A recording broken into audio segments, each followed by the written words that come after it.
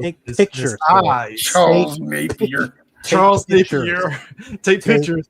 Take but, pictures. But no. But Rambo was thinking it. Like, are we going to save those POWs? He was just thinking it while he had his hand behind his back, while Charles Napier looked him dead in his eyes and lied to him.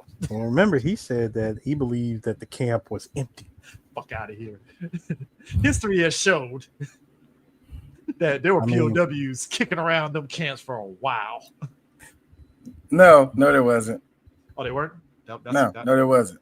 Oh, that's actually one of the big myths about this big piece of propaganda that we are. Cold War propaganda. This good mid-80s. This is good old Ronald Reagan said that Sylvester Stallone is the embodiment of the American soldier. Before Trump came into the fold and said, "Look over there, distraction from Epstein list," there was Reagan distracting us from the crack era with Rambo propaganda. Well, speaking of distractions, hello everyone. Welcome back to 3BG.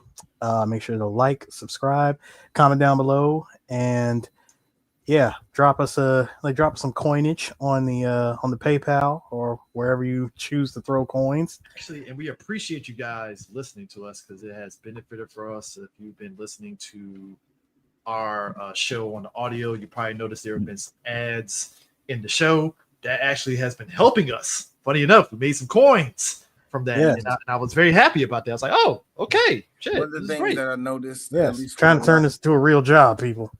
What I noticed with a lot of y'all that listen to us, y'all listen to a lot of our episodes. Some of y'all listen to our episodes multiple times, which is the funny part about it, which is like, really? Is that damn good? Well, I appreciate it anyway.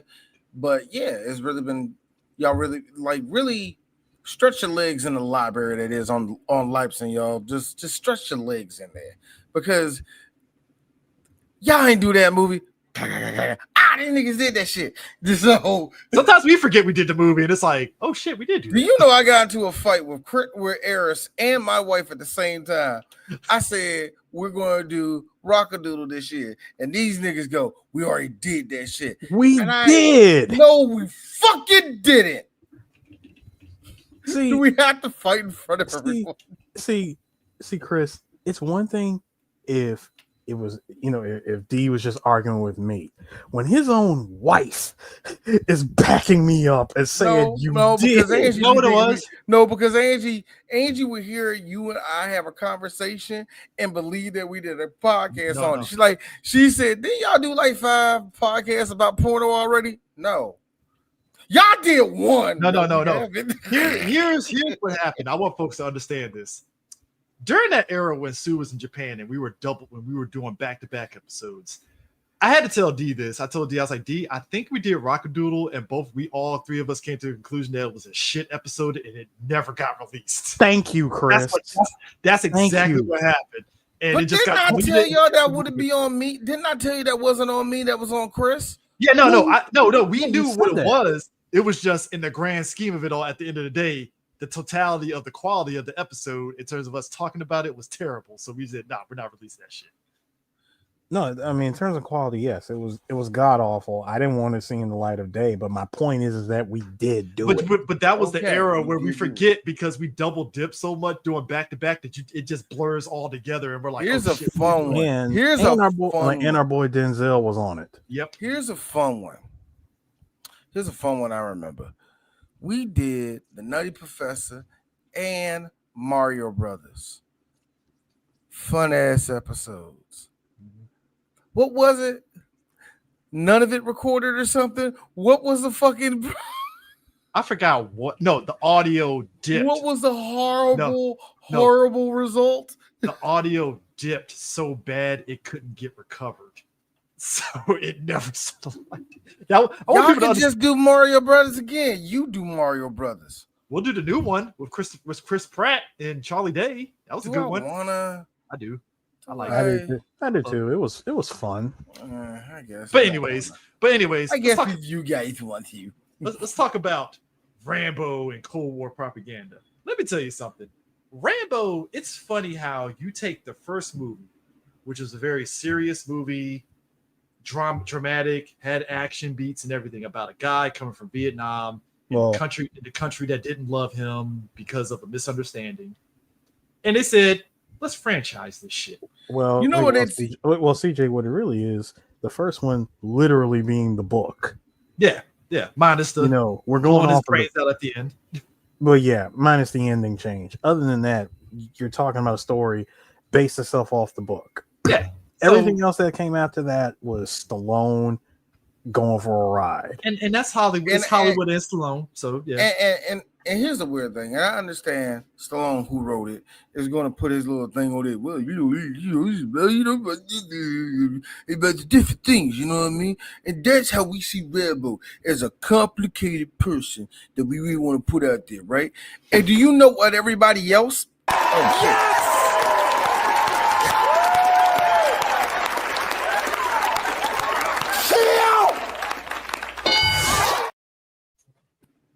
That's what everybody else saw. And kill he does because you know what, as a kid. Now, if you was a kid in the 80s, you know we all thought of Rambo. Oh! That's how we all related to Rambo. Killing something. Being out in the middle. Look. Being out in the middle of the jungle with a freaking compound bow at compound that. Bow, sir. Compound bow. I like to say for the record, movies give off the vibe that shooting a bow and the arrow is easy. As someone that tried it, it's definitely tough. It's as someone who actually took an archery class while I was in Japan, yeah, it ain't as ain't as cut and dry as this movie tried to make it. That is exactly what happened. The amount of concentration that it takes to actually line up the sights for just one arrow. Don't let Hawkeye and Avengers fool you. That shit. Yeah, don't. That's the thing to get me. Like there's don't let Daryl fool you either. There's like bro, he's cheating. He has a fucking crossbow. Crossbows are different, but I don't know. But still, like there's the thing about dexterity, and then there's the thing about hand-eye coordination, all the rest of that. It's just to me, it's just a different discipline that I think a lot of people don't think is a hard discipline. When no, there's a science to everything, man. There has to, and for Rambo, at least in my opinion, for Rambo to be that fucking precise, come on, man. That's scary. It's also very unbelievable, but it's also scary. I mean, somebody that was trained by the military, it makes sense. I mean, what part is more unbelievable? The fact that he can 360 no scope a compound bow, or the fact that he attaches explosive arrows to said compound bow? I mean, look, this whole movie is a work of fiction, because apparently you can work in a penal colony and you're just like, no, I'm fine doing the rest of my 5 years at this penal fucking colony hitting rocks. Which that reminds me, thank you for bringing that up, Chris. This is actually a good segue. See, this was something that bugged me a bit when I watched this movie, because the first one came out in 82 and the second one came out 3 years later. Now, when Richard Crenna, Colonel Troutman, visits Rambo and tells him, John, do you really want to be here for another 5 years? I said to myself, wait a minute, was that a goof? Has he really been there for 5 years? Or I could have sworn he was only there for 3. How is it that this movie took 5 Emmy movie universe years, I guess? No, well, that's what I'm saying. No, because if that was the case. But no, see, here's where it messes up. Because when he goes to the POW camp and he finds that one prisoner, and the prisoner asks him, hey, what year is it? And he tells him it's 1985. So I'm like, it's only been 3 years. Well, it's a number, not the summer. I think that was a goof. I want to say it had to be, because if that was the case, if that was really the case, then that would mean that this takes place in 87 instead of 85. And even if it did take place in 85, you at least would put it out there that he got arrested in like 1979 or 1980 or something. You know what I mean? You would show something that has actually been 5 years. You know what I mean? Yeah, you just would have said that he got arrested like at a different time. Like Reagan winning re-election or some shit just to really solidify. Oh, okay. This is where it makes sense. The first one took place on December of 81. Yeah, see, they would have to specify that. I think that was a goof because Because even though was, you know the movie, because you know the movie, Eris, and even you saw that, like, hey, wait a minute, whoa, you know what I mean? It's just that part kind of escaped me for a second. I was like, wait a minute, I know First Blood came out in '82, but the story takes place in '81. Yeah. So I mean, but the whole thing is basically Troutman tells him, hey, I can get you out of here. We need you to go on this mission to get pictures of POWs, basically. Now, bear in mind when he tells him, do you really, when he asks him, do you really want to stay, in a penal camp for another 5 years? And he responds, at least I know where I stand. I'm like, are you serious? I'm sorry. There are at least three. I want to say three to five. I want to say 3 to 5 instances. And Chris, D, you and I brought this up. This man needs a psychiatric evaluation before we put a gun in his hand. 5 years of hitting rocks, I would lose my fucking mind. Of course, I'll take my ass. Here's the thing that got me, Eris. The line for me was, "Do we get to win this time?" We said, "Do we get to win this time?" Okay. Because you're asking him to go back to Vietnam, John. Okay, John, I think you need to stay here. Go ahead and hit some rocks. Go back over there and get them stoves over there. I think you missed one. He's asking. Now think about this: you're being asked to go back to Vietnam just to get photos. Because let's be real, after everything's pretty much been bombed and depleted, and America took off and was like, "Yeah, we ain't gonna talk about this. Like, we ain't gonna talk about this ever again." No, never mind. Go ahead. You're asked to go back across enemy lines. Now, according to everybody talking in this movie, they believe, now the war's over, you should be able to just go in there and take some pictures and you should be good to go. They just want photographic proof that, that a POW camp is empty. And it's not just any POW camp. It's actually the one that Rambo was at. The one where he had the shitty mustache. I don't want to say that it was the same one. I'm going to say it's the same one. I don't want to the say same that. Ones. All of them. I don't want to say that. Right next to hell. I don't want to say that, but at the same time, it would not be wrong to think that. It wouldn't be, but still, same as same. You taking somebody that has trauma, being a POW, being a prisoner of war, going back out to save, or at least to prove that they are other prisoners of war. My question is this: even if he was the only person that could do a little mission like this, why just only do? All of this shit just seem wrong. You know what I mean, man? It may seem wrong, B, but think about this. This is straight out of a video game. See, you have to go in. You have to go in just to take photos and do not engage with enemy personnel or attempt a rescue. I want to point out something here. Because you said video games. So, origins of one of my favorite games from SNK, Akari Warriors. Akari Warriors was originally supposed to be the tie-in game to this movie.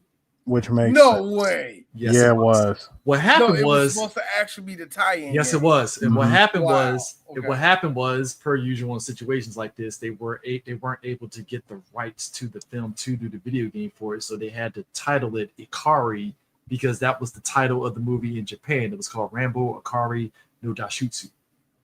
Hence why it's called Akari Warriors. And then, later on, they tried to contact Sly and was like, hey, maybe with the movie out and you're doing the third one, we can try to, retitle Akari Warriors Rambo. But by that point, you already got people used to the name Akari Warriors, so they couldn't change the name back. Here's the crazy part is that the characters for, and of course, Dern is Troutman. Dern is Troutman, but the main two characters are actually they're Paul and Vince, but of course their real names are Clark and Ralph and Clark from King of Fighters. Yeah, so it's funny because that was the running joke until you find out about that information. In an even weirder bit, some people look at Akari Warriors and say, dude, this is like a dead ringer for Rambo and Commando.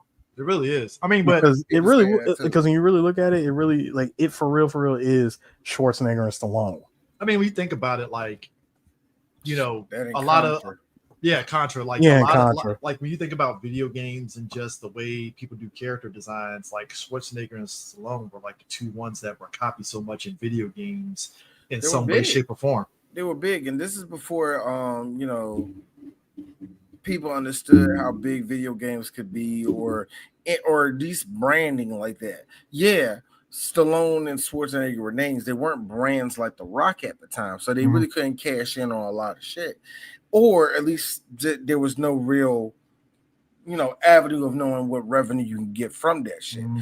So I say that because if the same world that existed then existed now, yeah, it'll be The Rock. It'll be video games and niggas looking like The Rock, looking like Vin Diesel. Fuck, we do that now. Fuck, we've been doing it all the time with Bruce Lee. You know what I mean? We have always done that shit. Well, of course they're gonna do that with anybody that's of legendary status, especially after they've passed away. I mean, but look at it like this too. Think about it: Balrog and Street Fighter, not Bison, but the boxer. They kind of gave you that Mike Tyson look to him in Street Fighter 2 when you see him and shit, where it's like, first of all, Capcom was paying homage to Bison. I mean, to Mike Tyson when they made that character, but because the name sounded too close to Mike Tyson, Mike Bison. Yeah, because dude's name was Mike Bison, and they were like, that sounds way too close. We don't want to get sued, so they just literally hit the random button and get. And they gave three shuffle. They hit the character shuffle. Yeah, they did the 3-character shuffle. They hit the 3-character shuffle, and it got so confusing that now, anytime anybody wants to bring up these characters' names, they just say Boxer, Claw, and Dictator. When I think of Vega, I think of Vega, Claw, right? But you think of Spanish Ninja because Vega in Japan was basically Bison. Yes, correct. So it was just like, okay, cool. Like I get all that, but going back to Rambo, it is kind of funny. Like the video game tie-in at that time with Akari Warriors didn't happen, but then when you look at stuff like the Commodore 64 and the NES and the Master System, they did a Rambo 2 tie-in. Yeah, they were actually Rambo video games that did exist. Like they were really crappy, but they did exist. Then again, Akari Warriors opened the door to what I like to call Vietnam games. Yeah. You know what I mean?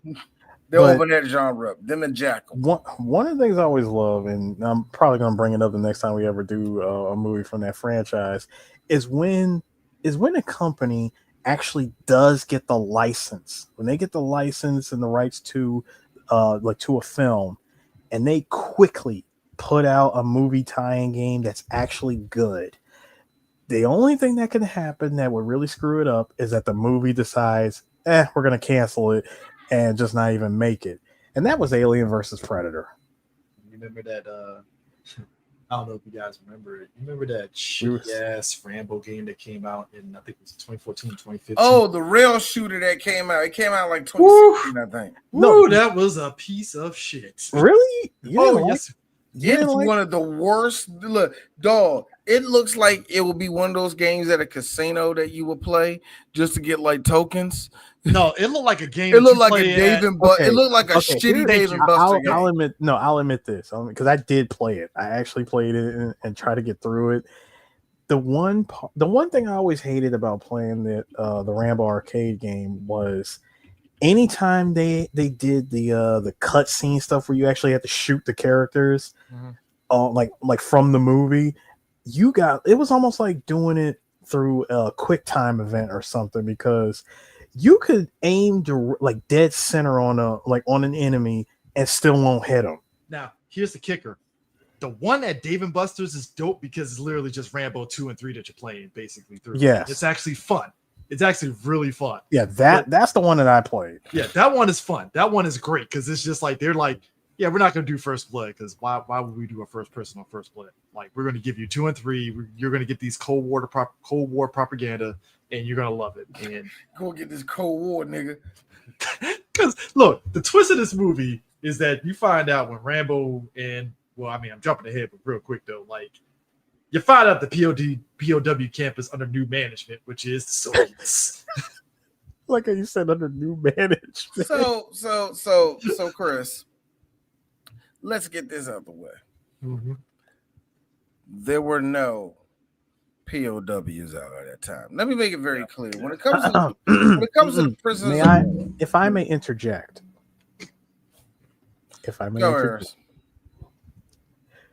There were no prisoners at that POW camp originally. We checked.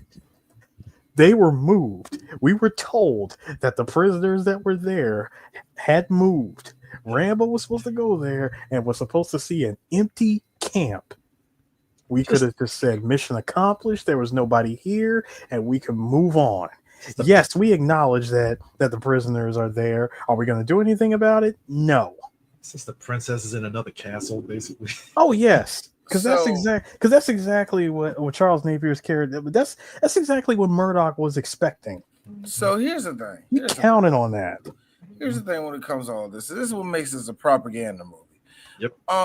Outside of Rambo being Rambo, just what he could be, because Sylvester Stallone, big muscles, Ronald Reagan likes him. so he covers all the bases. What really makes this movie propaganda is the fact that the movie goes, number one, out of its way to tell you who the bad guys are, which are, boom, the Viet Cong. They're still out there Viet Conging. We got to get them. And wait a minute. Where are they getting help from? The Russians. We knew these fucking commies was out here. Look at them all here, commoning it up. That's all. Why is it comedy and Viet Conging it up? That is that's actually quite. God, this would have been a very interesting movie. What? James Cameron was actually hired to write the first draft of this movie. He wrote it in between this and he basically wrote the first draft of the screenplay in between writing Terminator and Aliens. But anyway, this movie got the fucking nerve to do. Well, I got the fucking nerve. At this point in the real life, when it comes to POWs, everybody believed that there are still people over there in Vietnam. Yes, back in 1985, people still believe that there were still people stuck over there in Nam, and we gotta get them back. But the only reason why we don't get them back is because these fucking gutless Democrats won't let us go over there. No, I'm not kidding you when I say this word, gutless Democrats. These gutless Democratic politicians won't let us go over there. Who by the way, still over there, man. Who, by the way, didn't have much in the way of power, so that was bullshit. Yeah, exactly. You didn't want to let us get us. Now, do you want to know something very fun? This movie takes place in 1985. We got all of POWs up out of Vietnam by 1973. Fuck. I'll do you the favor. I'm pretty sure we didn't get them all out until 1975. Even if I gave you 2 years, by the time 1985 showed up, there was nothing over there but a Walmart that they just built. Come on, bro. That's how it was back then. You can easily say that shit. You can, because there was no internet there to debunk anything. This is why Frank Dukes got away with telling everybody there was a kumite in the middle of motherfucking China. Whole ass movie. You see what I'm saying? People, this was still during that time where people believed in the one-touch knockouts and shit like that. This was still during that weird time where people believed in bullshit. This was the time when people believed in 25-mile-per-hour kicks. All the stories that came out of fucking Black Belt magazine, all the stories that came out of Soldier of Fortune, all those bullshit uncle stories that came out in this thing, and people believe them. People actually believe them. And in the sense of this shit, because they believe all the shit right here, and you're rooting for Stallone the whole movie. He just got screwed by the U.S. government. Yeah, the government is always stopping us. You know who's anti-government? Ronald Reagan. Yeah. You know who else he is? He's also anti-commies. Yeah, fuck the commies. Yeah. At the end of this movie, you just notice it's full of propaganda. Yeah, and it's so funny. We asked ourselves when we did Top Gun, was Top Gun considered propaganda? Yeah, but nowhere close to the level of this. Because Top Gun just said, "Oh yeah, we're in the middle of war with the Russians." That's about That's it. That's it. And they didn't say kill the Russians. The Russians are evil. In this one, they fucking do. They're not only torturing. They're not only are they torturing. Not only if they're torturing fucking Stallone, but they're also torturing the POWs out there. Hey, and you know what? While we out there with the commies, the Vietnamese is commies. Hey, look at Cho. She got shot in the back because her. She got shot out in the middle of nowhere. But what are those fucking commies, man? Fuck the Viet Cong. You pretty much got everybody in the United States saying F the world pretty much to everybody, huh? You successfully made propaganda. You have everybody hating the person that you want them to hate. And that's the 80s for you, nigga. That's the 80s for you. I would say it's less now. Now it's just not done this pretty. You know what I mean? Now it's just very obvious if somebody's right or if somebody's left. You know what I mean? But on top of that, when you talk about the Asian actors in this film, Julia Nixon, she was in Sidekicks. And she had a I would say a good average career. Steady career. It was steady. Yeah, she stayed busy until about that end of the 2000s, huh? But if you follow her on Facebook, she's still doing stuff. Yeah, she's still she stayed active. Good but for the her, the one guy though, I have to shout out Dana Lee. I love him because he plays the golf. He plays the kid at the golf club in Curb Your Enthusiasm that always be beefing with Larry David. He's fucking hilarious. He has good comedic timing. He is hilarious. Him and the general was it I think it was George Young. Yeah, he's another one that has a very steady career. The only reason why I know about George Kim because he voiced in a couple episodes of Jackie Chan Adventures, like one of Uncle's nemesis. And he was in RoboCop 2, Under Siege, and Fist of the North Star. Yes, who wasn't in Fist of the North Star? Just pointing out.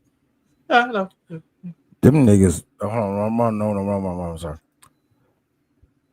All them niggas was dead. Oh, I'm just going to be real with you. In the ground, dead. They were dead. In the mist, in pits, pieces, in a jaguar's belly. What do you want me to tell you? They didn't make it home. I like to point out that for all the talk, I think to Dee's point about POWs and military, I think the greatest lie ever that the Republican Party has ever done is convince folks that they give a shit about vets, and they really don't care about vets. They don't. And they it's sick on Democrats so well. It's sick because Democrats don't inhale all of the penis of veterans. Yeah. They can take advantage of this shit. Yeah, because it's like you forget. It's like Obama did kind of beef up that GI Bill, so like we're not going to give him credit for that. I the one clip I love. The one clip I love: white people who don't admit they want to think who don't want to admit they're a little bit racist.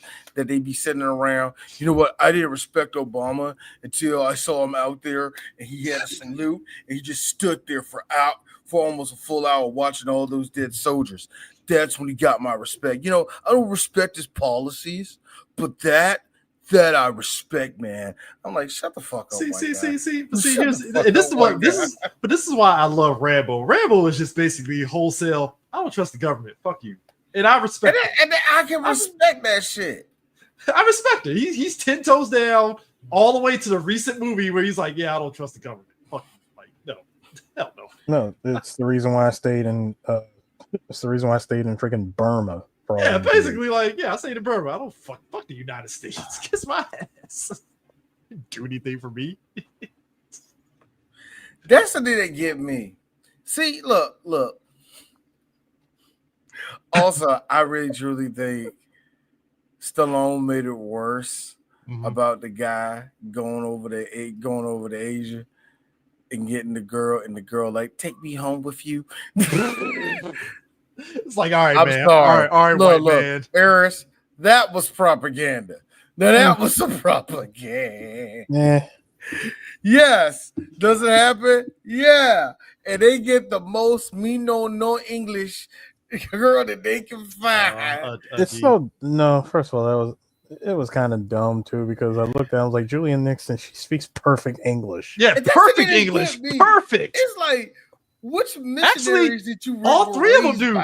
Dana Lee, George Young, and Julian Nixon speak perfect, clear, concise English. And it's she is like, well, you know, Julian Nixon, to give her credit, she like lives all over the world. You know what I mean? But even with her character, when she showed up with those different color eyes and that good of English, I'm like, what white people were you raised around? Because you know, San Francisco, possibly. It's like, yo, man, did you live in London or some shit, nigga? Where did you live at? First of all, you gotta have a measure of English when you're playing a Vietnamese intelligence agent. True. Nah. The line though is, you weren't expecting a woman. Shut the fuck up. I'm sorry. No, I hate that in every movie that does that. No. See, you can hate that all you want, D. Chris actually said it best. He said, no, Chris. Go ahead. Say what you said. Go ahead. Say it. Chris is what you said where you said Chris said, yeah, I bet if all the chuds were watching this movie now, they would be like, why is a woman helping Rambo? And I said, Chris. Oh, soon he's out. Hold on. Soon he left the rice field. Wait. I said to Chris, I'm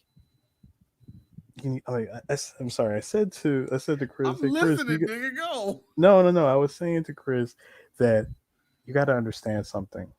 You have to be fluent in chutneys, okay? Chutneys. And I would tell you that they would not say that. They would not say why is a woman helping Rambo. Number one, she fits the description of what they want her character to be. Because remember, this movie takes place in the time that they wish that we're living in, which is the mid-'80s. I mean, so she serves her purpose. And I could go doing ding from bang ding. You don't say it's racist. She serves her purpose being there as a support for Rambo. I mean, let's be real. This whole, I would say the first probably the first 45 to 50 minutes of this movie is pure inspiration for future Metal Gear games. I mean, because it's literally the plot of Metal Gear 3. All the way down to the botched fucking Halo drop. Got a lot. Eric's got it. Let's just sprinkle a bit of kind of love bloom on the battlefield right around there. No, it's not that one. Sprinkle a little bit of I've never been interested in other people's lives. Also, I like to point out the 80s gave us dope bad guys because Steve Burkhoff, the villain from Beverly Hills Cop 1, yes, played a very perfect Soviet. He has the look of a Soviet. He really does have the look of a Soviet. Played a perfect Soviet. Look at the hairline. Look at the grays. Look at the eyes. Do they say vodka and I do not care? Yeah, because I don't. I look at his character and I'm like, ooh, you just bleed USSR, don't you? Look, people forget. Look, I talked about it when we did Die Hard 1. I love how our villains in the 80s, we get Rainbow Coalition and we get Cold War villains. Take your pick. I'm always down for Cold War villains. Hey, say what you will about Vince McMahon. At least he knew that we wanted our villains from different places of the world being super stereotypes. That's what we all crave. I mean, what better way to play them, honestly? What the fuck? There you go. Mr. Ubuntu, it's good that you came here. My country loves you. Like some shit like look, we watched Congo. We saw fucking thespian actor, what's his face, playing. That was breaking the mold. You had a black man who was actually from down there for the Congo, but I learned how to speak English, and I quite like your colonized language. It's actually. By the way, if a black man knows African and English is the easy one for him to learn. Okay, meaning that it's a ghetto ass language. English is a ghetto ass language. People just like it when we cuss. I mean, that's very fair. You're right. But dog, my thing No. is, it No, also for me, Eris, it really did, like, because we really did just highlighted that one thing that this movie gives me, where it is the longing in her eye when she looks at Rambo, like, you are so lonely. We'll see. I mean, guys. he literally described a lonely life. We'll see, to guys. her. You got to understand this Native American German man has a soul and is very just sensitive, you see. And that's what she saw in his eyes. Okay. First off, nothing about Stallone gives off he has any indigenous anything in him. I'm sorry. That nose says we're German. That nose says we are conquering the other side of the Mediterranean. How do you get German out of that, nigga? German and indigenous. That's his mix. When when Napier says that, when Murdoch says that shit, I paused and laughed like Native American. And Even German. he laughed. Even he Native American. No, hey, Chris. Even he laughed and said, "That's a hell of a mix there." Yeah, because if I look at that man. You see this man right here. You cut him. If you cut him, his blood will be marinade. As Erickson looks at fucking Stallone and stares and sweep the leg the whole fucking time. Stallone, who? Martin Cove. Stares and sweep the leg the whole time. You know what I like? I like the fact that I'm learning that Martin Cove is exactly who the fuck I thought he was. Do you know that this dude is everybody knows him as an asshole around Hollywood? Like, really, they say he's a pure asshole because he is insanely mid, and he don't deserve mid, and he walks around like he's a bitch. Any guy that walks around, we talked to him at AwesomeCon. Any guy that walks around in the 80s and 90s with sleeveless shirts, he's an asshole. I'm sorry, like that's just the rules. Martin Cole was an asshole in the 80s and remained.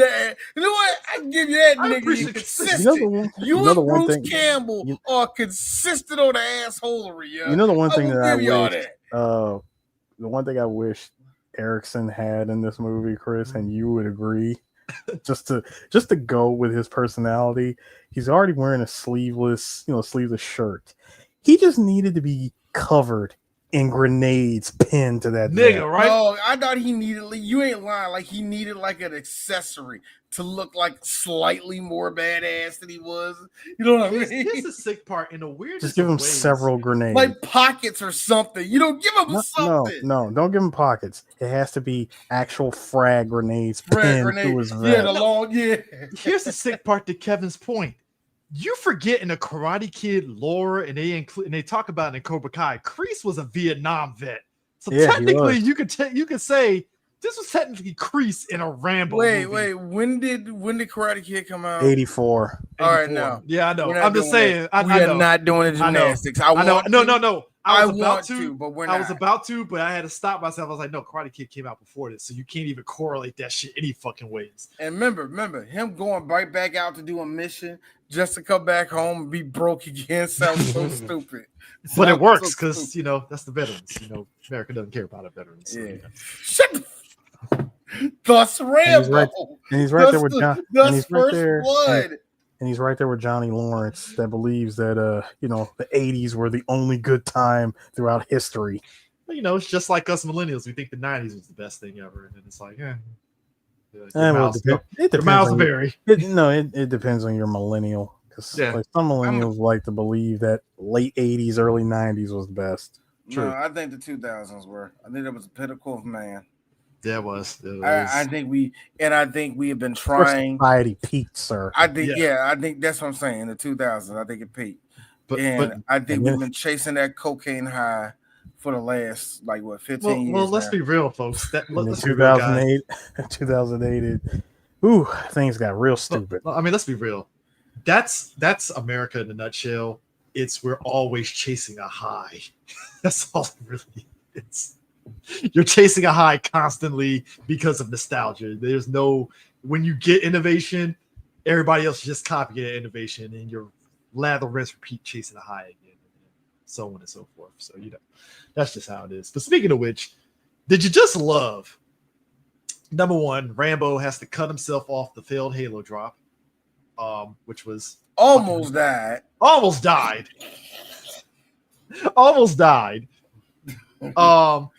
Then he gets told about all these weapons and stuff. The compound bow is a silent bow that just kills, which I'm like, yeah, all right, cool. You know, it's great. But also Rambo, in typical fashion, breaks the rules because Ko is just like, yeah, we're supposed to take pictures. Nah, I'm just gonna go in and save. No, it's not even that. Not even that. Remember, he cut himself loose. He cut himself loose from the backpack that was filled with all that technology that he was supposed to take with him to that camp. Because remember, Charles Napier's Murdoch, being the bureaucrat that he is telling him, let technology do the work. Rambo, you just need to go there and just point the camera and shoot. That's all you need to do. You're telling the guy that doesn't know about technology. And what I found interesting is even Rambo is just he's walking around looking at all the tech in that room, and even he's like, I've always believed that the mind is the greatest weapon. He's not impressed with any of this stuff. Rambo's the guy that will sleep on the ground, and it's the most comfortable sleep ever. Yeah. Just saying. Get full 8 hours. Full 8 hours. So, Rambo, we have a continental breakfast downstairs. I'm okay. I'll eat the snake. It's great. That's a man that's going to eat. He's going to drink the coffee that's inside. That's the free coffee that's inside the hotel room. That's that type of man. No, Chris, come on. This is Rambo. He wouldn't even. The snake is one thing. No, that's too easy. It's Rambo. He's eating a full centipede, sir. What was he eating in First Blood when he was outdoors? I forgot. Remember he killed a boar. Yeah, he killed a boar. So that's Rambo's MO. Like man, this man was tracking a wild boar, stabbed it. I mean, he was eating good. Boar probably looked that boar did look pretty delicious. I'm like, he's eating good. I gotta give him that. Sprinkle some seasoning on it, and maybe. White people don't believe. Rambo knows all different types of seasoning. Rambo looks like the type that would have a YouTube channel now on how to cook boar. She get like 1 million views. So what I did, which kind of goes into the whole. It kind of goes into, which kind of adds to the whole Stallone Schwarzenegger rivalry. Mm-hmm. These two are the only ones that have a wild boar in their jungle movies. Because they were Predator. In Predator. Yeah, where my man Bill Dukes killed it and thought it was the Predator. The boar. Bill Duke kills a boar, and Poncho goes, Jesus, you killed a pig. Think you could have found something bigger? Fuck you, man. The reason why is because no bullshit. I ain't gonna lie. Wild boar almost killed me. I would feel the same way. I'm like, dude. Eris, you have to realize wild boars are real life Dark Souls bosses. They are. Like, seriously, you walking over, oh shit, Snouty McSnout. Fuck. One hit does like 75% damage. Dog. Wild boars are literally seriously, they are the worst bosses to come across, bro. You take a shit, next thing you know, you hear a snort, and you're like, all right, time to not wipe and just pull my pants up and run. Because no, not gonna wipe. Why are you not gonna wipe? Well, I play the shit boar as I run. It's like, no, I'm in the jungle. I heard a snort, and there's not a trace of cocaine anywhere. Fun fact: the movie that we're not gonna do, the air up there with Kevin Bacon. His character almost got killed by a boar when he was out in the wilds of Africa and got saved by the natives because of that shit. That's why I don't want to be anywhere near that. No. Yeah. No, y'all have fun with that. Did you just say? Mm-hmm. Did you just mention the air up there? Folks, we had very problematic movies in the 90s. And that was air up there. Plot: Kevin Bacon finds a 7-foot guy in Africa that was part of a tribe and convinces him to play basketball for a white private school. Based on a real life story. Habibi firebombing got a missile tuck. If them robbers come through, then I guarantee they give it a lifestyle. He was like I said, movie. like I said, if I'm in the jungle, I hear a snort and there's no cocaine around. I'm running. Run. My girl was in fucking. Eris, I'm sorry. You said snort and cocaine. First thing I thought was Tony Montana licking his whole hand, slapping it into the cocaine. There's some good shit you got, Sosa. Let me tell you something. You talk about wild boars. I'm laughing at the fact that when we talked about Congo in a recent period of time, I'm glad that the greater general public are realizing how dangerous hippos are. Because it used to be like hippos, like, oh, they're so cute and lovable. Goofy. Look at their teeth. They look so dumb. Find out that hippos got like 1,000 pounds of pressure every time they chew and shit. And they will kill you. Come to find out these niggas, like crocodiles, are close to fucking dinosaurs. Like, nigga. If you look at them wrong, they will kill you. So, don't look at them directly in the eyes. Basically. You know what I'm finding out too? I'm finding out that zebras are fucking assholes. Oh, yes, they are. First off, they're mules anyway. Let's just get that shit out of the way. So they already stuck between donkey and horse. They're already on that. But here's the worst part about it. Not only do they kill their own kind, like, no, seriously, they gang up. Like, hey, y'all, look, it's a 2-year-old kid. Let's stomp this nigga out. They'll do that shit, yo. Fight back, nigga, fight back. They're like the dolphins. They're like the dolphins. They're like on-land dolphins. They're fucking assholes. We're like, oh my God.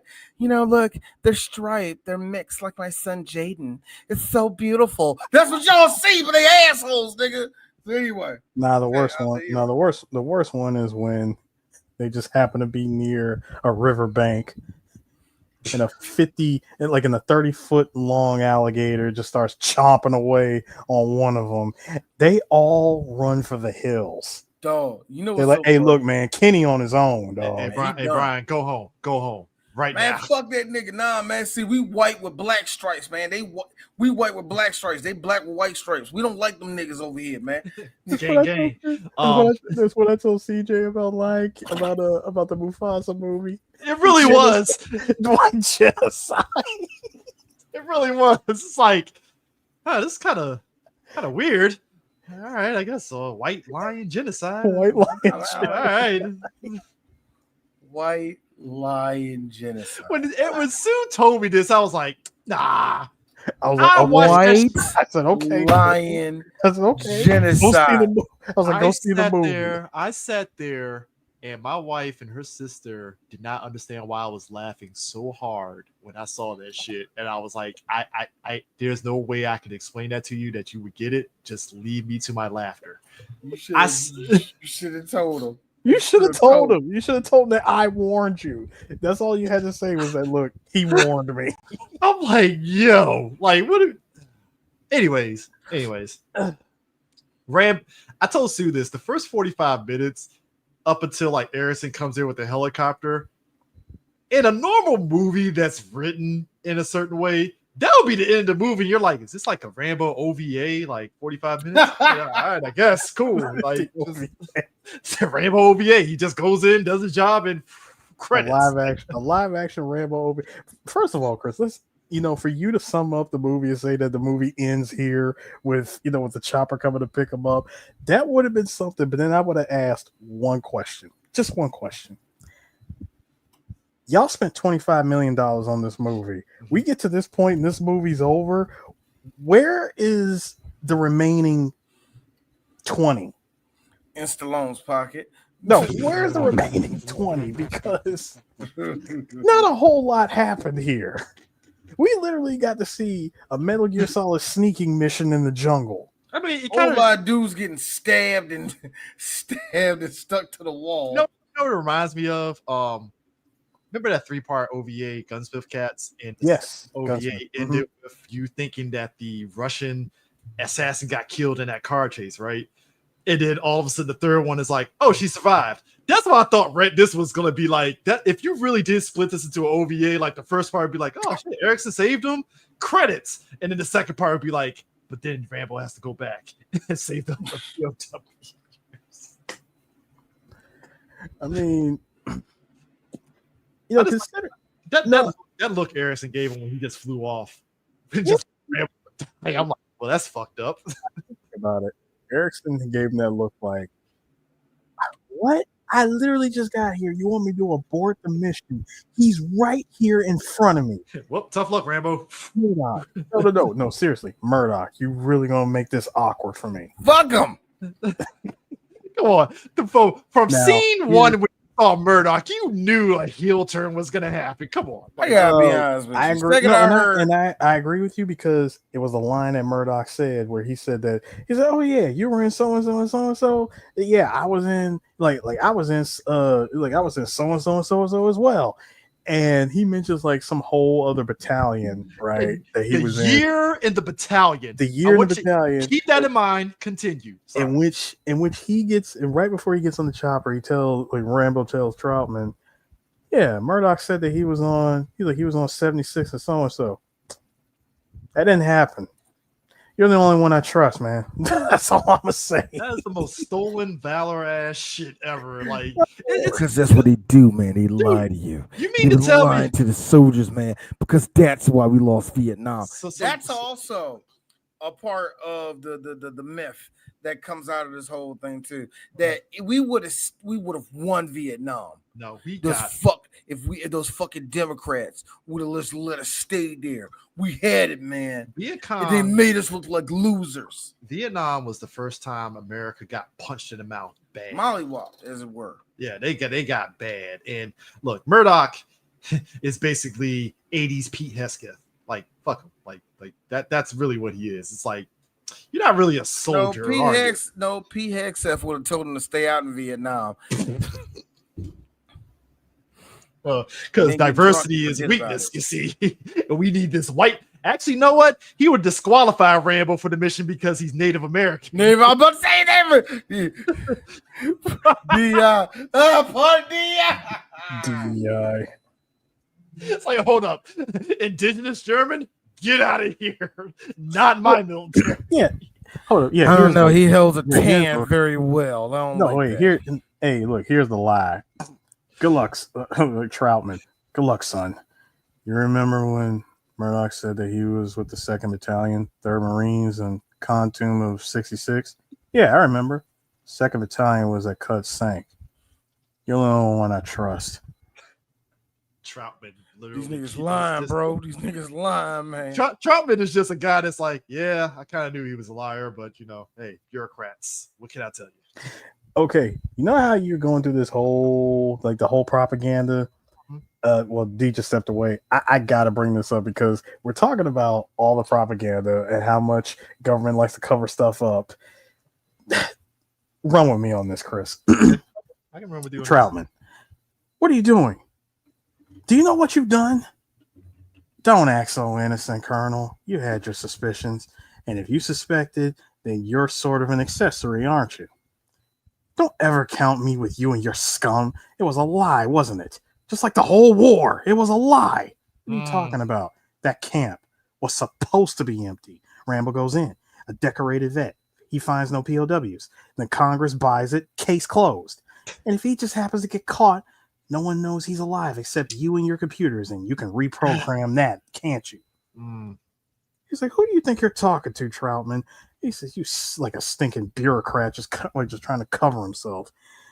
No, not just me, Troutman. You're talking about a nation here. Besides, it was your war hero's fault. He said, now, if your warrior had gone in and done what he was supposed to do, he said he'd have been out of this clean and simple. He was supposed to just take pictures. And if those pictures somehow, showed something that would have been lost, wouldn't they? Oh, Troutman. I still don't think you understand what this is about. The same as it always is. Money. In 72, we were supposed to pay the Kong $4.5 billion in war reparations. We reneged, they kept the POWs. And you're doing the same thing all over again. And what would you do, Troutman? Pay blackmail money to ransom our own men and finance a war effort against our allies? Or what if some burnout POW shows up on the 6 o'clock news? What are you going to do, huh? Start the war all over again? You want to bomb Hanoi? You want everybody screaming for armed screaming for armed invasion. Like, do you honestly think someone's gonna like get up on the floor of the United States Senate and ask for billions of dollars for a couple of forgotten ghosts? Yep. He's like, men who fought for their country. That's enough, Troutman. I'm gonna forget that this conversation ever took place. And if I were you, I'd never make the mistake of bringing it up again. You're the one that's making the mistake. Yeah, what mistake? Rambo. I mean, look, let's be real. That exchange in dialogue was like one of my favorites because God, that line, like all of that just aged like fine wine. I mean, if you think about it, in the history of this country, there's always that one bureaucrat that kind of fucks up the mission in some. Yeah, it really is Duke Phillips. I mean, it is like that is that. I just caught that. I mean, that is like literally like life imitating art, because like that's how it is in real life. There's always that one bureaucrat that kind of like sees some sort of advantage monetarily in something, and it fucks up the mission in totality. Like, I mean, that's just the nature, unfortunately, of how shit is in society. I mean, fuck, we saw Dick Cheney doing that shit during the whole fucking Iraq war. Well, remember what I said to you, Chris. Remember what I said. Imagine, if you will, Rambo does go and take pictures. Mm-hmm. He says he's got. And that's film. It. No, hold on. He does take the pictures. Still manages to get the POW. Mm-hmm. And takes him back when he's radioing for help and say, I got the photos, like, you know, come pick me up, yada yada yada. And Erickson shows up and he sees the POW with him. I already know the first question he'd ask. Whoa, who's this? What's going on here? At that point, it's like, how do you explain that? You know, You're already in the hot zone trying to get away from the enemy. You have a POW with you. You didn't say that that you were bringing in a POW, but I mean, what? You want me to say that? Nah, man, this dude was on vacation. He got kidnapped. I rescued him. But that's the thing.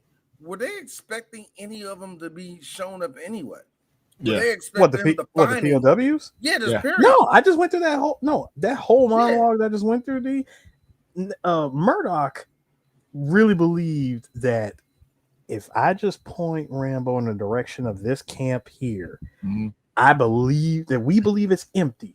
We didn't see anything on our computers. Yep. So this ought to be an easy case, open and shut case for us to send this to Congress and say, hey, we didn't find anything. Case closed. Moving on. But that's the thing that get me. So I would think, well, you know what? I would say in real life, they would have a contingency plan just in case something retarded like that happens. Yeah. But I think you would just have to get them. Yeah. At that point, unless you're ready to do some lolly lule low crap off book, like, you know, you get the POW over there. Oh, we got him. Shoot him in the back of the head, then shoot John Rambo. Like, that's like the only thing I can think of. And it's just like I said, Troutman asking all the right questions. Mm-hmm. What if he did take a picture of something that you didn't, something showed up in those photos that you didn't, that you didn't want. Somehow those photos would end up lost, wouldn't they? Not only that, you could have, and if Rambo managed to get himself captured or killed, no one would even know that he's alive except for you and your computers, and you can easily just erase all of his information and disavow any of his involvement. Yeah. Again, it's Metal Gear. It's Metal Gear. Imagine, hold on. That's also the plot of Metal Gear 2. You only went in there, you're not to engage the enemy on that tanker. You're just supposed to get photographic evidence of the new Metal Gear model. Yep. And that was it. So and I think when Rambo gets left behind, he gets tortured. He gets dunked in that murky ass, swamp ass water and shit. That was really, really disgusting looking. And it was full of leeches. I mean, just snakes, salamanders. I think the snakes is the worst part about those. Look, I'm just wondering, did he get his vaccination shots before he went on the mission? That's all. I would like to believe. Nigga, this is the 1970s. Hell no. The 80s. 80s. Well, he would have got him in the 70s, so no. Yeah. I mean, but so basically what ends up happening is that the Soviet general in the General Kudutsky basically says, hey, I want you to contact your people and tell them not to come back here and get themselves involved. No. He actually said that he wanted Rambo to contact them, radio them for help. I thought he did. You sure? Yeah. Remember, he was trying to lure them out. I thought he. Okay, maybe I misread it. Yeah, he weren't like he. You know why I misread it? Because he was basically threatening to shock the shit out of fucking Rambo and fucking.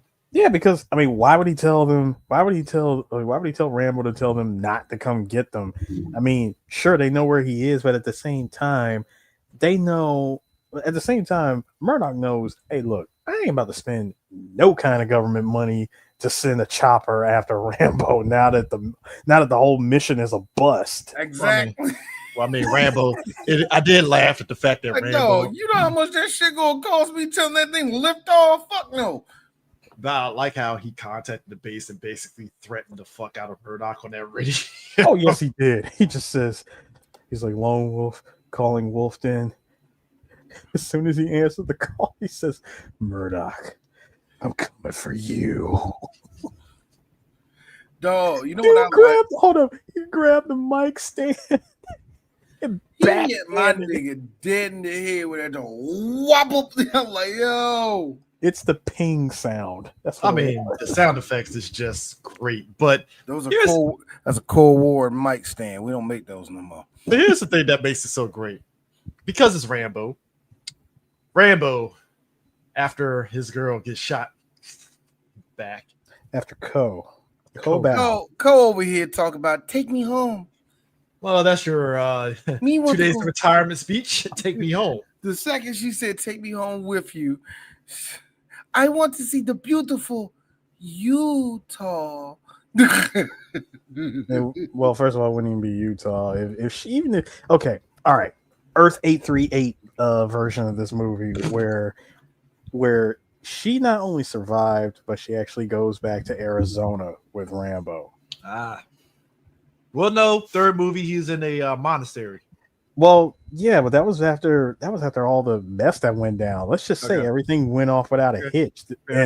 Chris, your ending. This Earth 838 Rambo is that it ends with the initial chopper. Okay, fair. All right, you're right.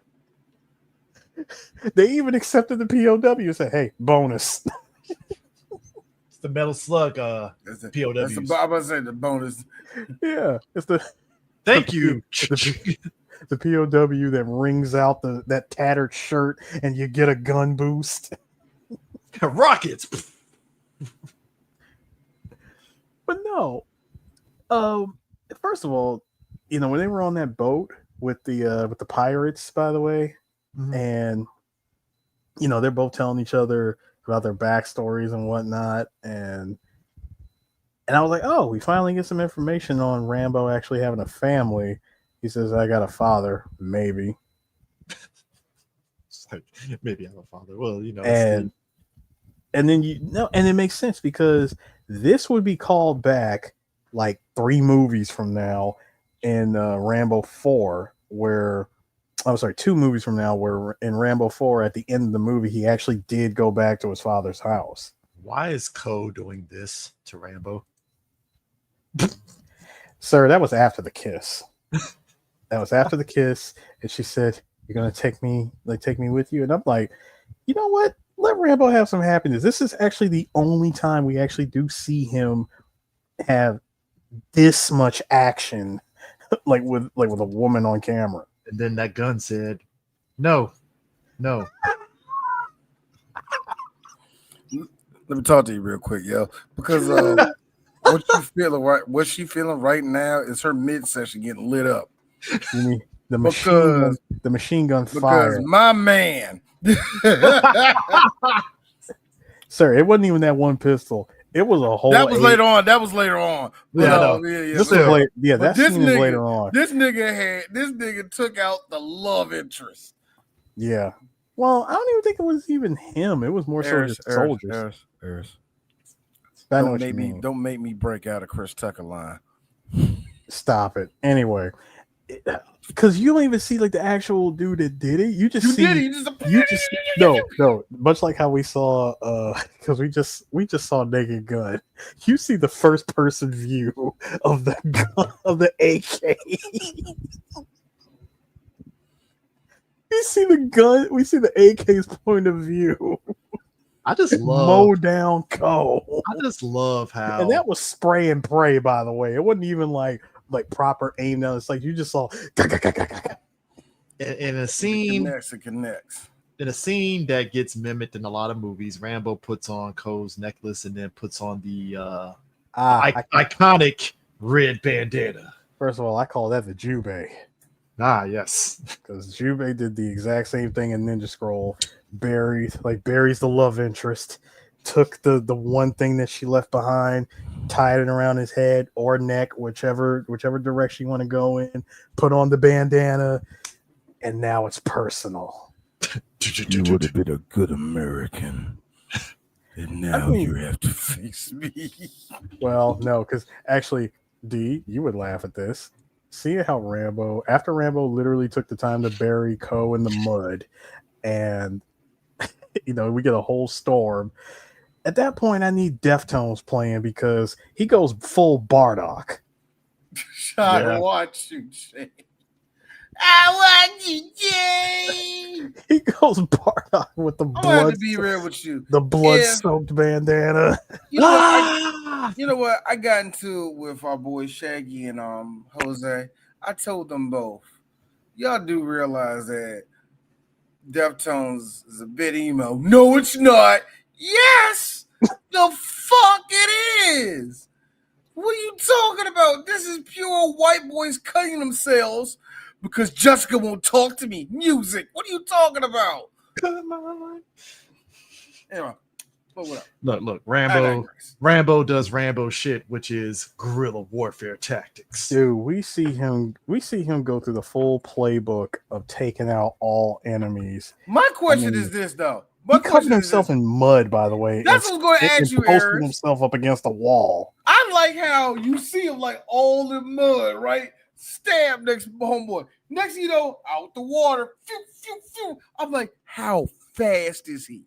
How fast is he? Well, we saw in Rambo 4. He's killing them. You saw in Rambo 4 when he took out them Burma army folks pretty quick. I'm like, with nothing but a bow and arrow, by the way. This nigga is hitting roll, attack, roll, attack, roll, attack, roll, attack. Oh, by the way, Rambo the entire time after he put that bandana on. Bro. No bull crap. 100% leaf woodland. He had the leaf woodland. He had the water one. All 100% rocking them niggas, dog. All with silent weapons. And I was thinking about myself, and I was telling myself, D, now how is this propaganda? Didn't I just tell you? Ronald Reagan said that Stallone as Rambo is the embodiment of the American soldier. Yeah.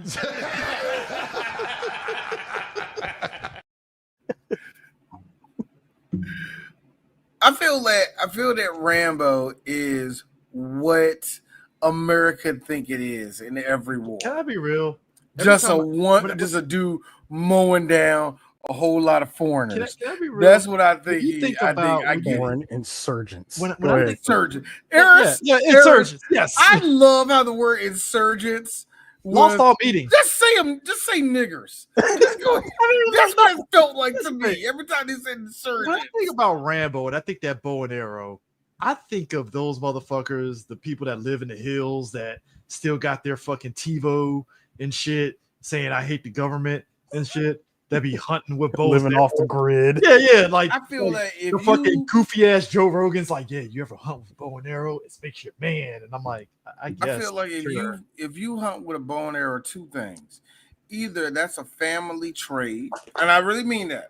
Yeah. It's a family trade. Y'all still got hunting in your family. Y'all from the country and all that. Hey, no, don't let a black dude from the city deter you from your way of life. Yeah. You know what I mean? Whatever. Yeah. Or the second one, you can just go to Walmart and go ahead and get the venison. You can just do it like that. You are not even like. Here's the thing. Here's the worst part. You're not even going to use all of the carcass. Do you know how disrespectful that is? That's the shit that killed me. You're not even going to use. You're not even going to eat the damn thing. Y'all want to hear y'all want to hear the funniest shit? Fucking Mark Zuckerberg is on Rogan's podcast. And he's they both talking about hunting because it's Joe Rogan. So you got to talk about hunting somehow, some way. You got to talk about some manly shit that he don't do. So Mark talks about, using a hunting rifle. And he was like, yeah, I used a, bow too. And Rogan, like clockwork, was like, well, what kind of bow? And Mark, clearly full of shit that he used a bow and arrow for hunting, was like, well, I don't know the type of bow and arrow, but I use a bow and arrow. And you look the face of like Joe, like, oh, you're full of shit, but I won't let this rock and just keep going because no, this is what Mark Zuckerberg got. He got two dudes that go in the woods and hit the trees until shit comes flying out the woods. And Mark Zuckerberg has a whole lot of landmines in front of him. So when they come to him, they blow up. He's like, yeah, I got one. I have never seen a guy try so hard to be a man and he's not even a man. That's crazy. Look, Mark Zuckerberg already got my respect when he did the MMA classes and he looked like he could actually fight.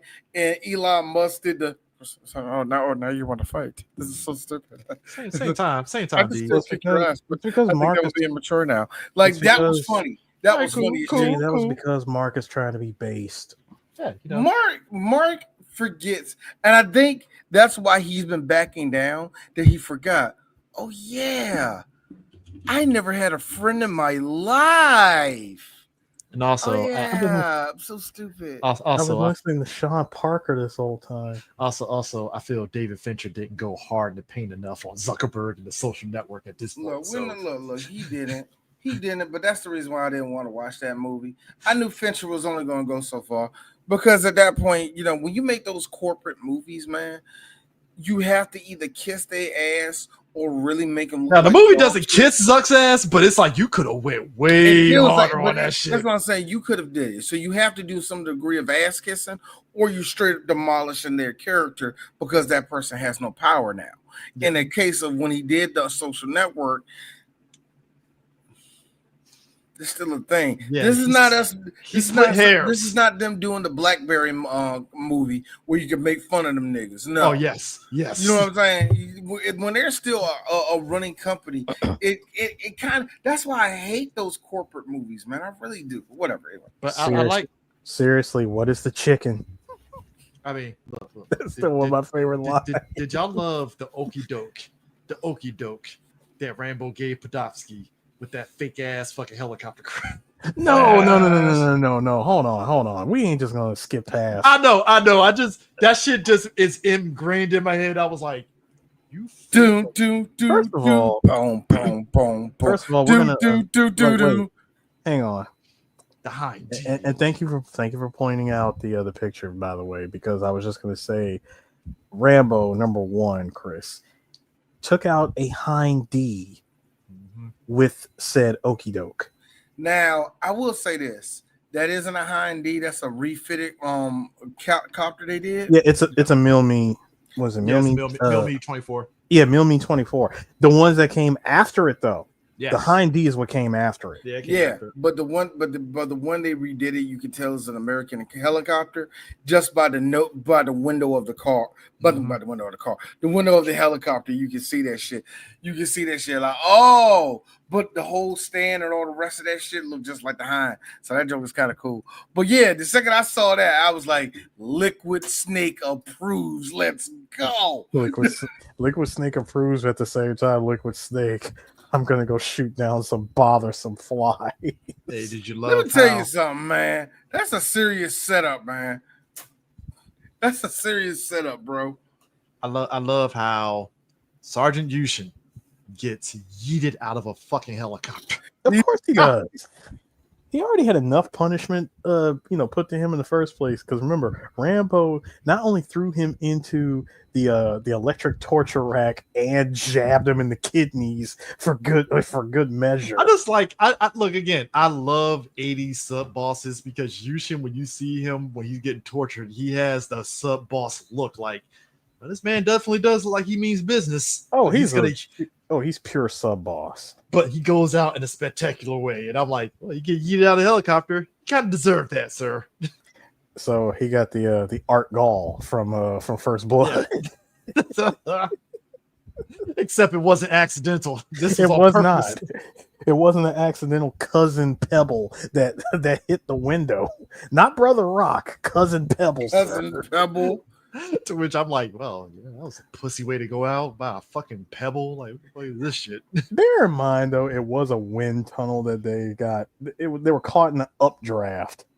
Well, things happen. But you're in a chopper trying to hold steady in a freaking updraft, and you're trying to shoot at somebody with a sniper rifle. What are we doing? I mean, Rambo. I mean, how could you? No, what did this one lonely drifter do that caused this much animosity that you needed to shoot him right then and there from a chopper? Was it really worth that much? Apparently that family's gonna get his GI Bill money from that, so hey. Pension, what makes sir. you He was think a cop. that's what happened?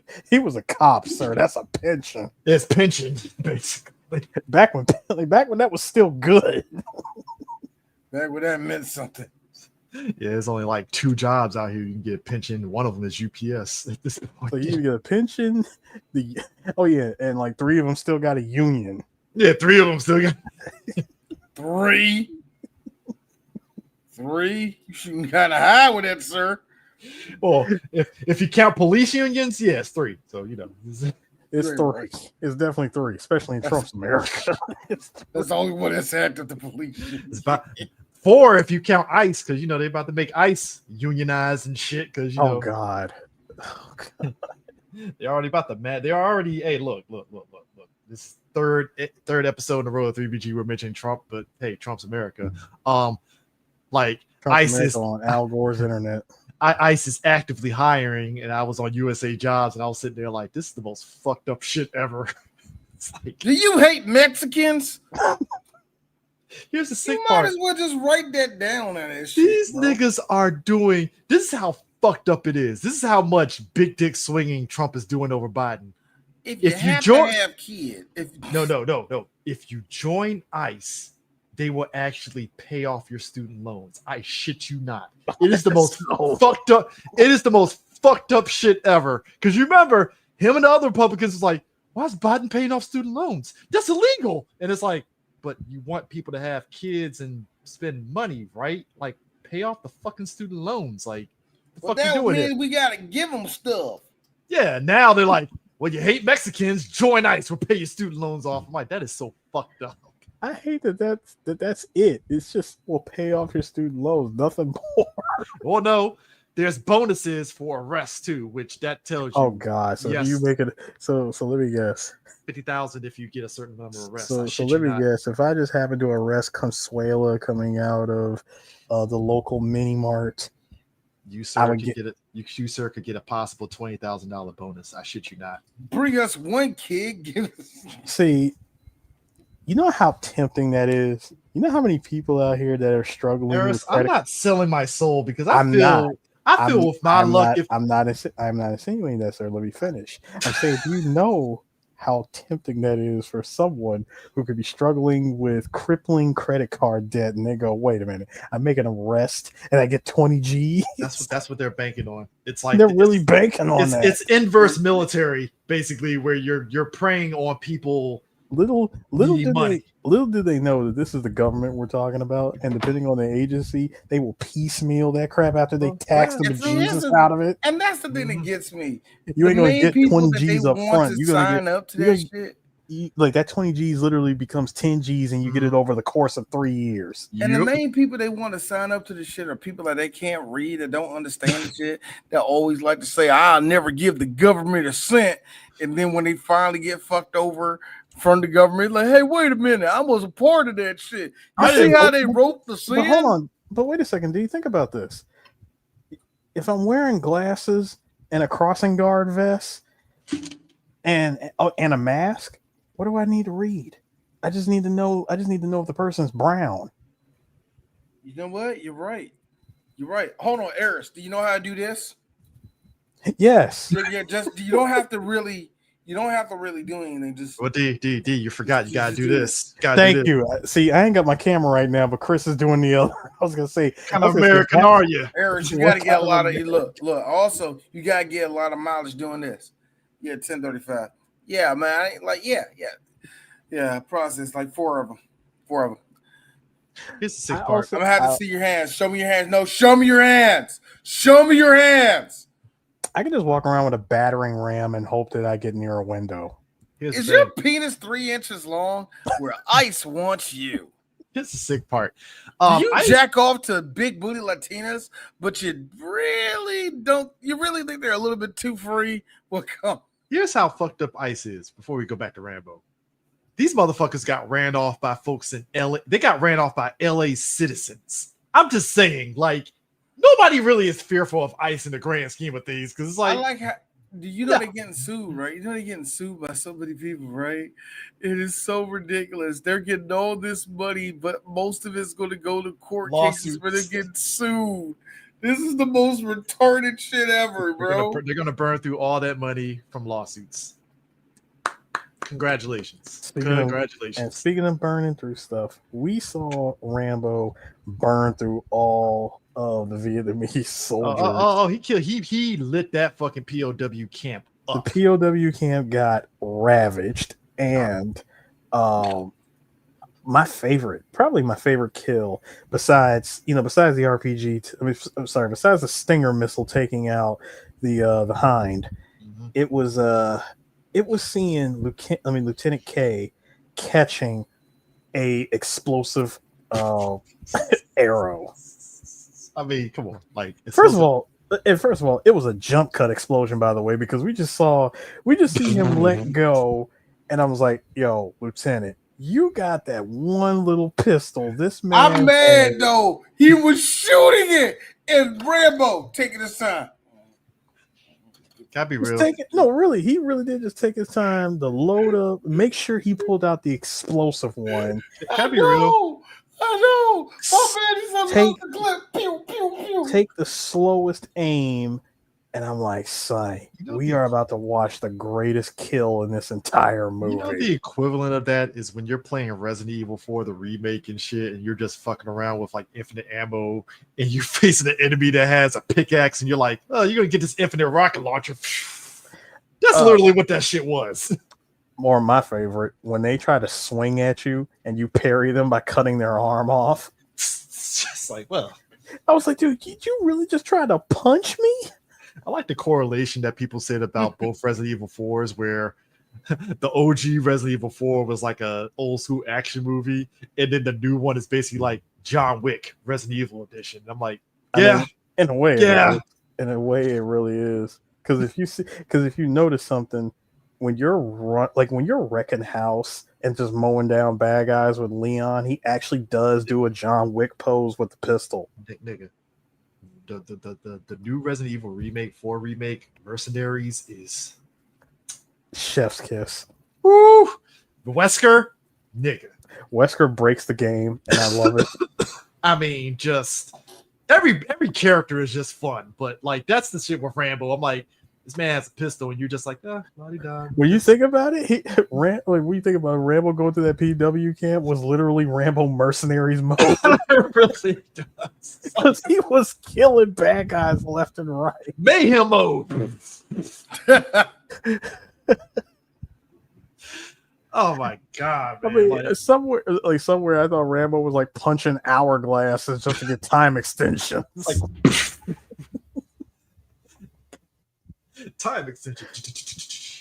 But nah, like when he actually fakes out oh boy with that helicopter move and just kills him, I was like, Dude, the fact that you did a soft landing because, you might have hit the rudder, and sure enough, if Rambo didn't know what he was doing, smoke was coming from it, and if he didn't know what he was doing, he probably would have crashed. My man did a soft landing right there by the river. And of course, because you're the bad guy, because you're the main villain, you want to savor that moment by lining up your sights so that you could take one final shot at blowing them up and then going home and eating a bowl of borscht or something. I don't know. And what happens? You drink your vodka soup. And what happens? All I heard was click click. I'm like, oh yeah, Stinger missile locked on. And my man put that shit against the glass. He really did. He really did the whole. Yeah, I'm just gonna lay here and fake like I'm dead. This is the worst game of possum ever.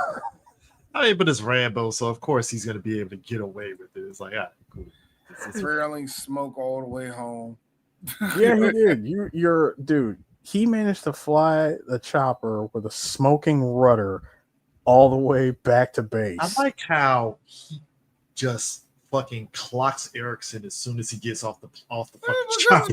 Rightfully so. Rightfully so. First of all, it was below.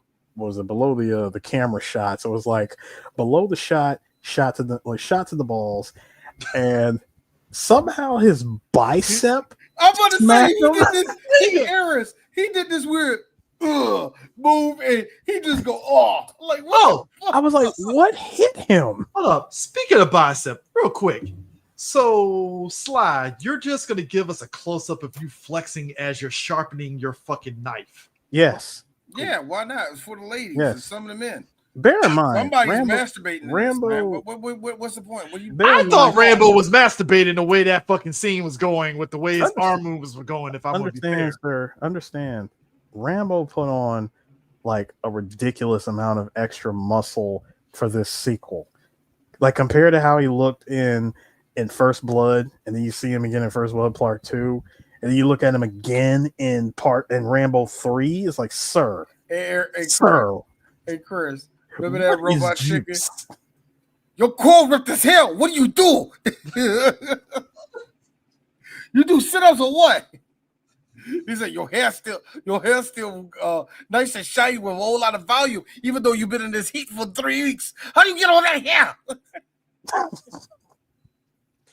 So I remember Eris showed me this thing because again, it's like I barely remember it, but I remember like years ago, I came over to Eris's place.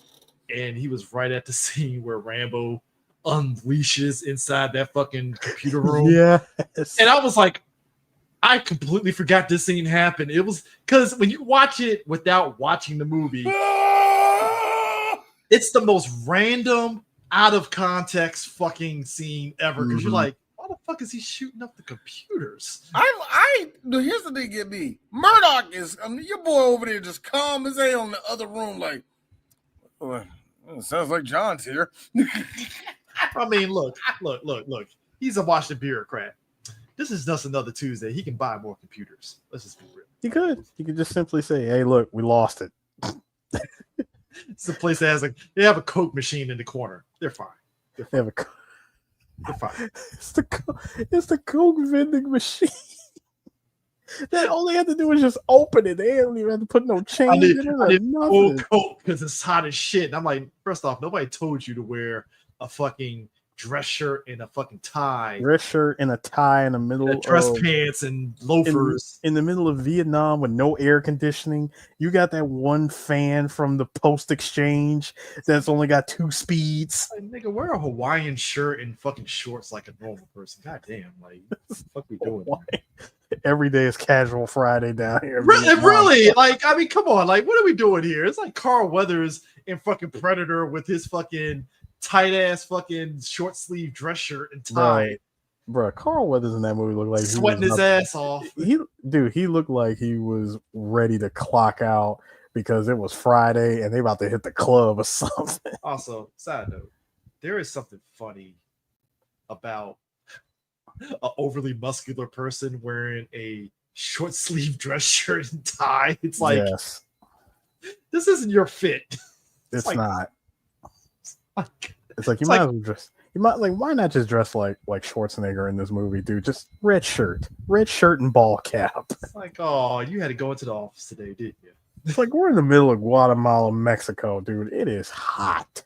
I don't understand that. It's like I'm looking at Murdoch like, bro, it's hot. Again, wear a Hawaiian shirt and shorts and sandals and flip flops. Like, come on, bro.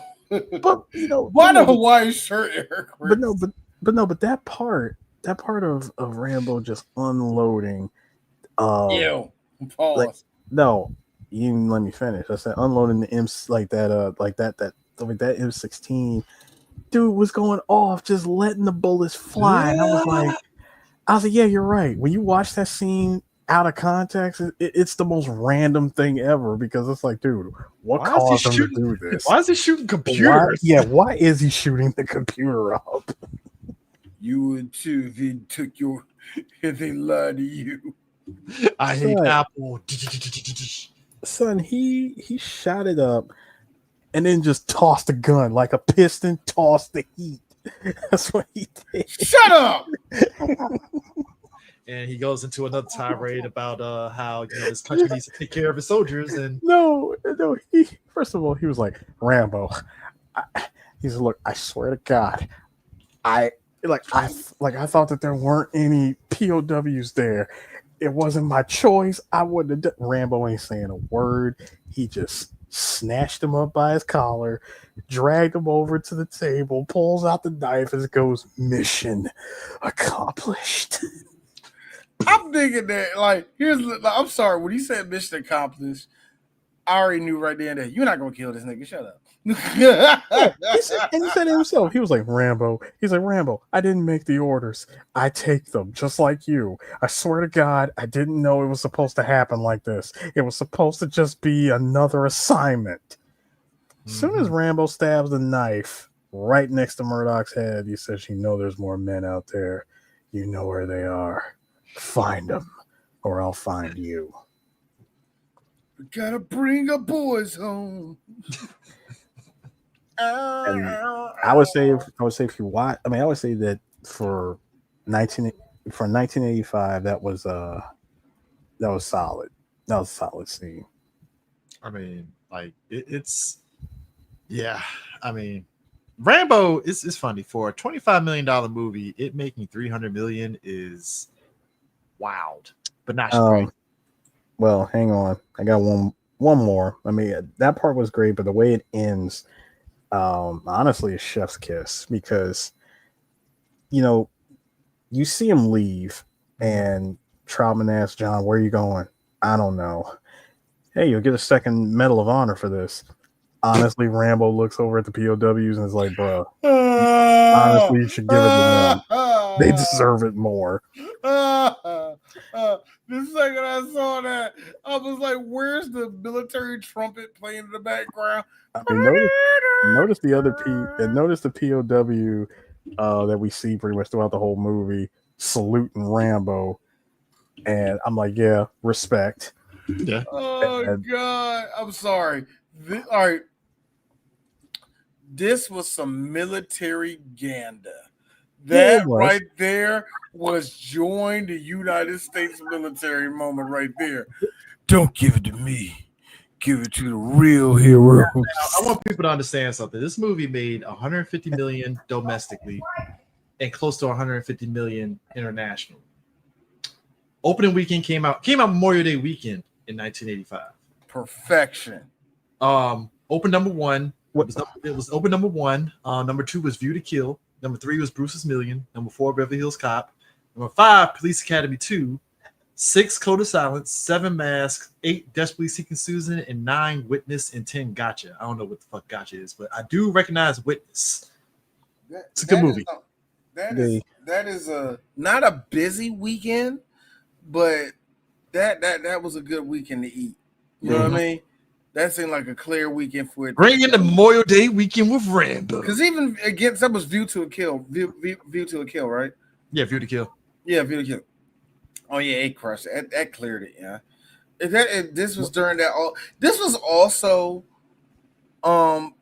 because you got to think about Rocky. Rocky 4 was coming out the same year, wasn't it? Yeah, I think Rocky 4 was 85, right? Was Rocky 4 85? I think it was, if I am mistaken.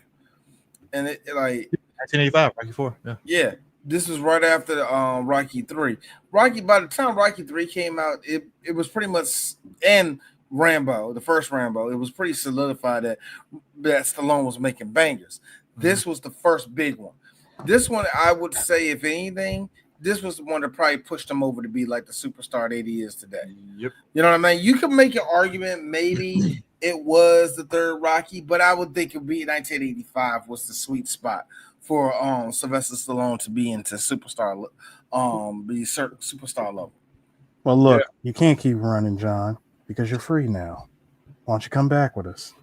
Back to what? Thank you. My friends died here, and part of me died here. The war, everything that happened here may have been wrong, but man, don't hate your country for it. Hate. I'd die for it.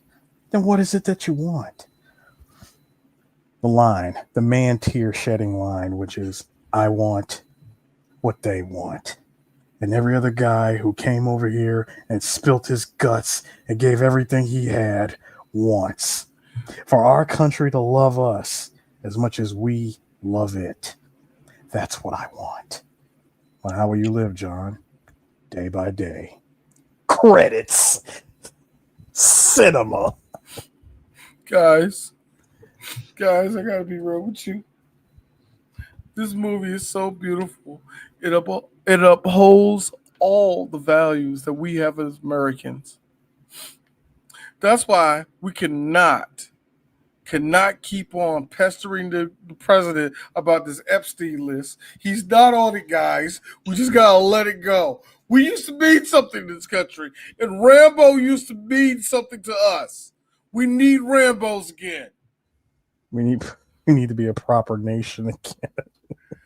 I like how I think Gene Siskel had a great line about this movie because he gave it 3 out of 4 stars. Mm-hmm. He basically said it's very good at what it does, but what it does isn't always good. And it's the back to the image of the yellow peril to the notion that white is right and other colors are wrong. Accurate.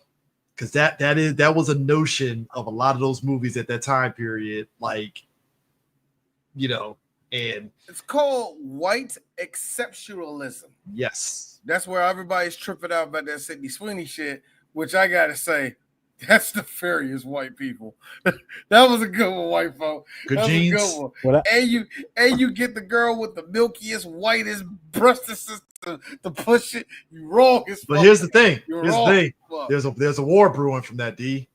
There's a war brewing between white folks, blondes, brunettes, and all of them are throwing so much shade at that fucking ad, and all of us black folks are laughing at it. Yeah, I know. They said that she looks like she has Down syndrome, and I fucking cackled at that shit so hard. So they try to say she's a I laughed so hard. I was like, "Oh my god, this is fucking hilarious." So they try to say she's a Downy. Wonderful. Listen, gentlemen, this movie was given the following accolades. It was nominated an Academy Award for Best Sound Editing. That's crazy. That's crazy. Everything else after that was full Razzie. Worst. What the hell is that? Full Razzie. Worst Picture Award, it won. Worst Actor, Sylvester Stallone won. Okay, that had to be worse. Worst Screenplay from Sylvester Stallone and James Cameron. Both won, by the way. Okay. Worst Song. Eris. Okay, that's fair. Worst Song, Peace in Our Life by Frank Stallone. Come on. Which also won. Worst Supporting Actress, Worst New Star, Julia Nixon, nominated. Wow. Can I put out something here? And finally, Worst Director, George Cosmatos from the first movie, nominated. I like to point out something here. I don't know if you guys noticed this. I thought my glasses were like a little blurry or something at one point in the movie what the fuck was up with Rambo landing there and the screen kind of looked like they threw Vaseline on the fucking lens and it looked there. I thought so that's actually I don't get that. That's in that vision. I know. What the hell? So that was actually a thing a lot of movies did during that time. Yeah. It's to fake that depth of field look by smearing Vaseline. That's what. Like, I really thought my glasses was like fucked up or something. And I was people, like, what? I'm sorry. What's the purpose? Like I was saying, it fakes depth of field. Oh, come on! Where it blurs out the background and puts full focus on your center shot. Yeah, that sucked. Yeah, that effect sucked back then. Now it is a practice that is still used to this day. Mm-hmm. Yeah, it didn't look good in this movie to me. I mean, like, I get it. You want to get swirly bokeh, but smearing Vaseline on the lens and breathing on the lens.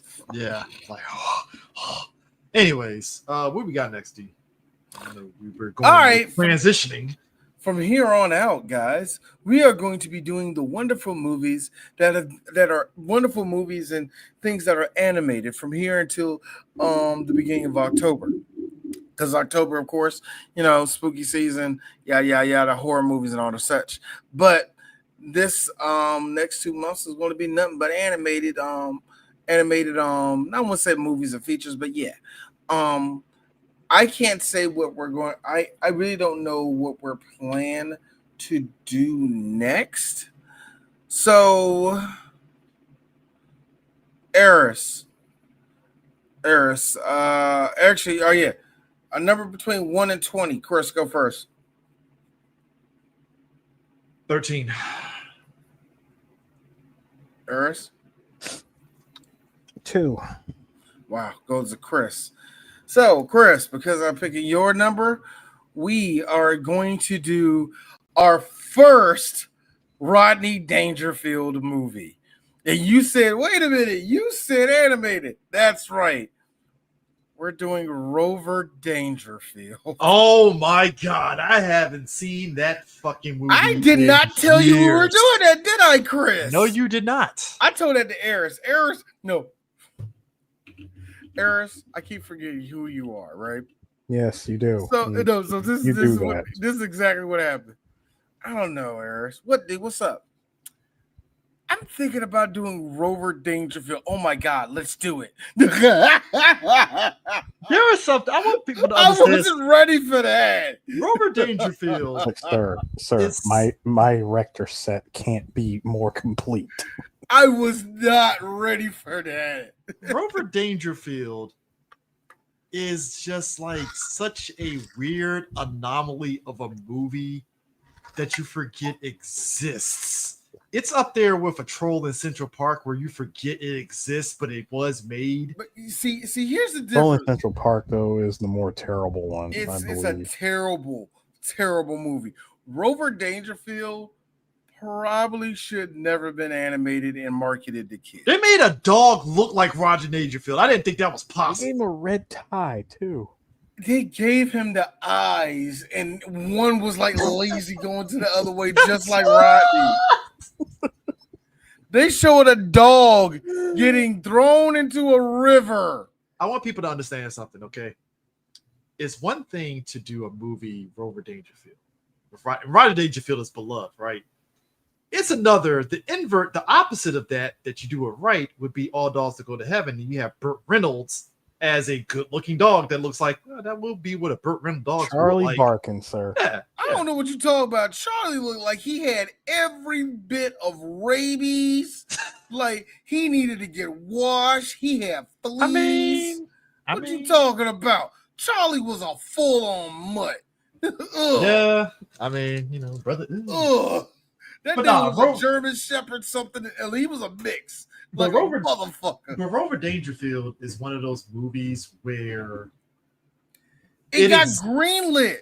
Yeah, it got greenlit. That's it for me. Just the fact that you had 8 people in the room and Rodney said, come on, put me in it. Come on. Make me walk around. Make me a fucking dog already. But like when you and they did it. Here's the thing, real quick. Basically, the plan for this was conceived in the late 80s. Yeah. The film was the brainchild of Rodney Dangerfield and planned at the time for a December of 1988 release. It was originally planned to be an R-rated animated film in the vein of Ralph Bakshi's films, but Warner Brothers wanted the film's content to be toned down to a G rating. Wow. It's kind of funny how they get away with throwing a dog in a bag over the Hoover Dam, right? If you think about it, Stop. It was supposed to be a rated R joint, and you grindstone that bitch down to a PG rating, yo. Not even PG. A G rating. Is it G? Is it actually G? This was a rated G movie. Wow. Here's the kicker. This is Hyperion Films, which is under Walt Disney. This is the same studio that prior to Rover Dangerfield did Brave Little Toaster, critically acclaimed and all that. But they also... Me and Eris got into it, and Eris got me on the year that Brave Little Toaster came out. And I was like, fuck, really? So I just gave up. I should have kept on moving. I was right. I should have kept on moving. Kicker. Brave Little Toaster was an 80s movie. Kicker, after Rover Dangerfield, they did Bebe's Kids the following year. They did? Yes, they did Baby's Kids, and this is the same studio that did Proud Family. You can kind of see it. You can see the animation. It's like, I can see the question is this: Did and if y'all don't know this name, know him now. We said it before when we did Baby's Kids. So Bruce Smith has something to do with this? Maybe that's something I guess. That's something to look at. If this is the same studio. And Life with Louie. This is the same studio that did Life with Louie. Mm-hmm. See, now I can see it with Life with Louie. So hold on. So real quick, I can see that. Real quick, D, because I wasn't finished with this. It was toned down to a G rating. Initially, the film was set to be directed by animator Stephen Moore, who worked alongside Rebecca Rees on further developing the script written by Harold Ramis, attributed to Dangerfield.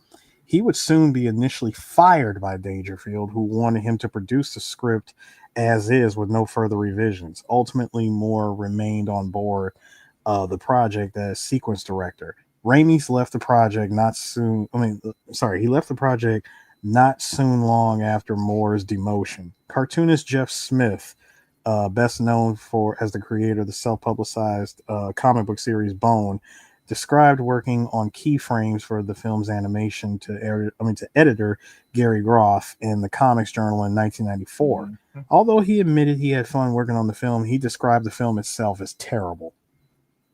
Wow. Yeah. And by the way, the film was preceded in theaters by a reissue of the 1958 Merry Melody short Robin Hood Daffy. So yeah, folks. Rover Dangerfield. That's happening, and I am. And this is a Bruce Smith one too. He was a storyboard artist, the character designer, the character animator, and the sequence director. Thank God. So Bruce Smith was behind this movie too. That's cool as hell. Thank God this movie's an hour 15 minutes. Because I swear to you, if it was any longer, whew. And Eris was actually like, D, I remember seeing this in Germany, blah, blah, blah, blah, blah. I'm like, Waterman, you would have never known that this movie even came out.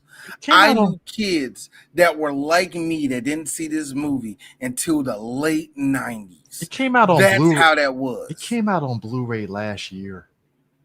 Actually, they got a Blu-ray release that, for nostalgia's sake, I would pick it up if it's $5. Hey, Warner Archive, baby.